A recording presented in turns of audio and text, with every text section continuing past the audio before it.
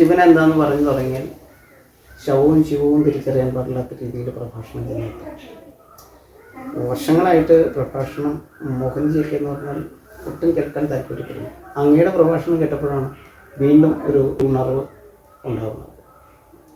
ഇപ്പോൾ നമ്മുടെ ആചാര്യന്മാരുടെ ഒരു രീതി എന്ന് പറഞ്ഞാൽ ഇതിൻ്റെ അർത്ഥം നഷ്ടപ്പെട്ടിട്ട് അനർത്ഥത്തെ വിതയ്ക്കുന്ന രീതിയിലാണ്.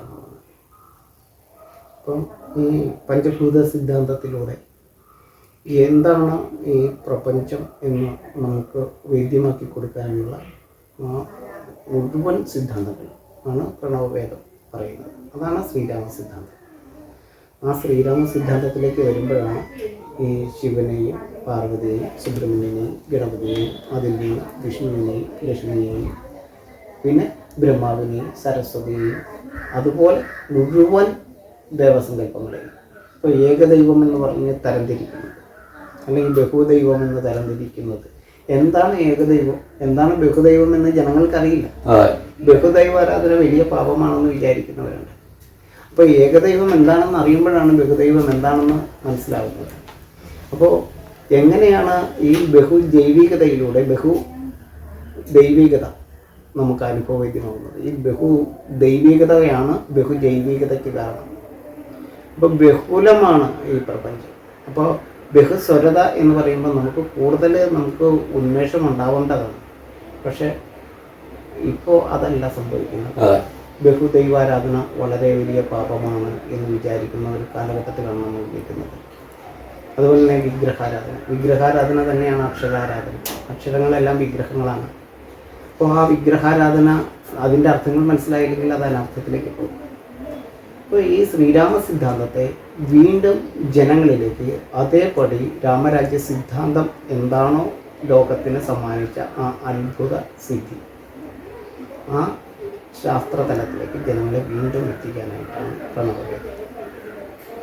ഇപ്പോൾ പ്രണവവേദം എന്ന് പറഞ്ഞാൽ ഏകദേശം നമുക്ക് അങ്ങ് പ്ലാൻ ചെയ്ത പോലെ നമുക്ക് കർക്കിടക മാസത്തിൽ പാരായണം ചെയ്യാൻ പാകത്തിന് അങ്ങേക്ക് ഏറ്റവും ഇഷ്ടപ്പെട്ട ആ ശ്രീരാമചന്ദ്രൻ്റെ ചരിത്രം അത് നമുക്ക് ജനങ്ങളിലേക്ക് എത്തിക്കണം. അതിലൂടെ നമ്മളിലുള്ള വിഭാഗീയത, ജാതി മത വർഗീയ രാഷ്ട്രീയ വർണ്ണ ദേശ ഭാഷ വിഭജനങ്ങളെല്ലാം മറന്ന് അറിവ് കൊണ്ട് ലോകമേകമാകുന്ന ഒരു അത്ഭുത ലോകം. അത് സാധ്യമാകണമെങ്കിൽ ശ്രീരാമൻ എന്തായിരുന്നു എന്ന് അറിയാം.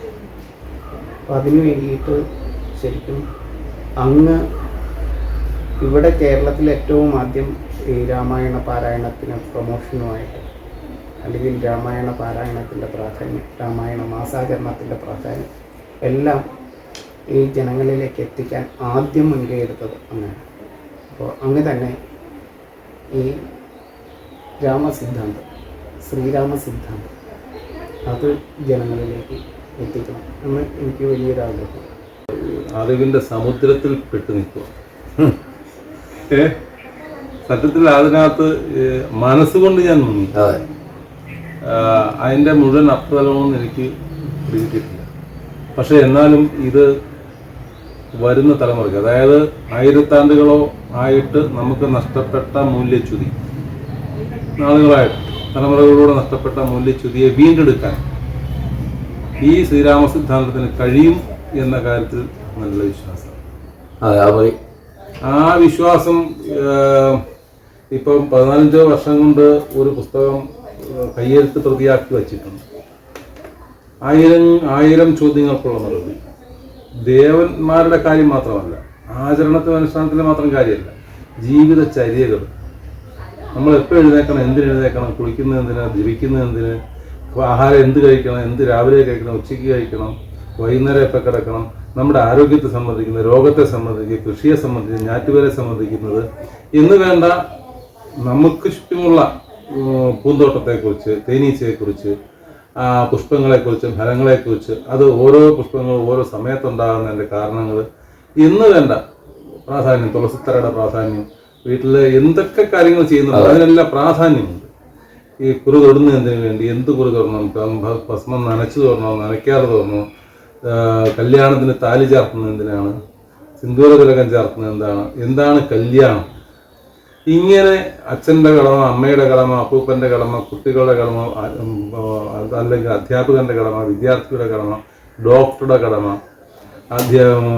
രാഷ്ട്രീയ പ്രവർത്തകന്റെ കടമ, ആചാര്യന്റെ കടമ, ആചാര്യ ബന്ധങ്ങളുടെ കടമ, ഈ ഭാഗത്ത് മുഴുവനും ഇന്ന് ചൂഷണം എന്നുള്ള ഒരു സംഭവം 99% കയറി നിൽക്കുന്ന സന്ദർഭമാണ്.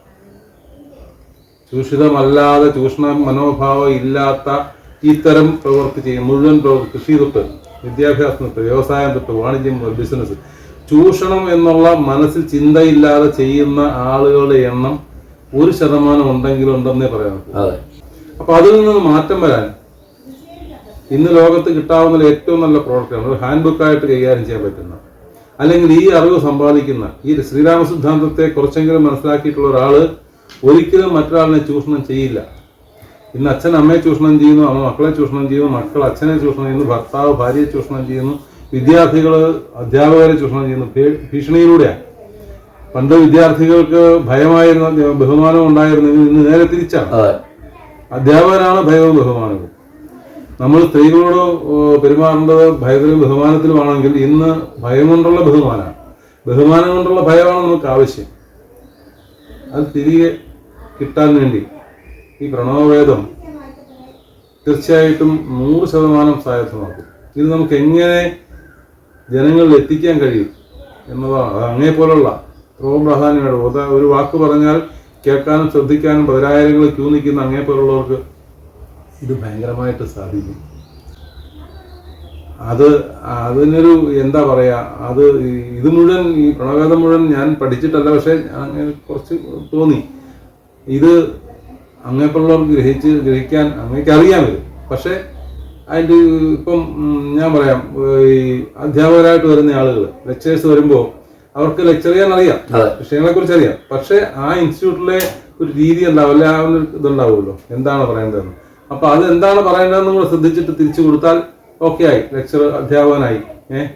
അപ്പൊ അധ്യാപക വൃത്തി നന്നായിട്ട് അറിയാവുന്ന ആളുകളാണ് നമുക്കൂടെ ഉള്ള മുഴുവൻ ആളുകൾ എല്ലാ പ്രവർത്തനങ്ങൾക്കും. കഴിഞ്ഞ ദിവസം ഈ ഇന്ത്യയിലെ 18 സംസ്ഥാനങ്ങളിൽ ഭൂമിയുള്ള അവിടെ കൃഷി ചെയ്ത് അവിടുത്തെ ഔഷധങ്ങൾ കൊണ്ടുവന്ന് അതിന്റെ തരംതിരിച്ച് മേന്മയോടുകൂടി ഔഷധം ഉണ്ടാക്കി സേവിക്കുന്ന, ചികിത്സിക്കുന്ന ഒരു ഡോക്ടറുമായിട്ട് പരിചയപ്പെടാനിടയായി. വർഷങ്ങളായിട്ട് അദ്ദേഹം പരിചയമുള്ളതാണ്. അപ്പൊ അദ്ദേഹം ഇത് കേട്ടപ്പോൾ രോഗം എങ്ങനെ ഉണ്ടാവുന്നു, രോഗം എങ്ങനെ ശമിപ്പിക്കാൻ കഴിയുമെന്ന് അദ്ദേഹം മനസ്സിലാക്കിയപ്പോൾ അത് ഈ സൂര്യസിദ്ധാന്തമാണ്, അല്ലെങ്കിൽ നവഗ്രഹ സിദ്ധാന്തമാണ്, അതിൽ നിന്നുകൊണ്ടാണ്. അപ്പൊ അത് തീർച്ചയായിട്ടും അങ്ങേപ്പോലുള്ള ആളുകൾക്ക് ഇത് നമുക്ക് അങ്ങ് പറഞ്ഞു, അങ്ങ് മള്ളിയൂർ വെച്ച് തന്നെ പ്രഖ്യാപിച്ചു, 41 പണ്ഡിത ശ്രേഷ്ഠന്മാരെ ഇരുത്തി നമുക്ക് പ്രഖ്യാപിക്കണം.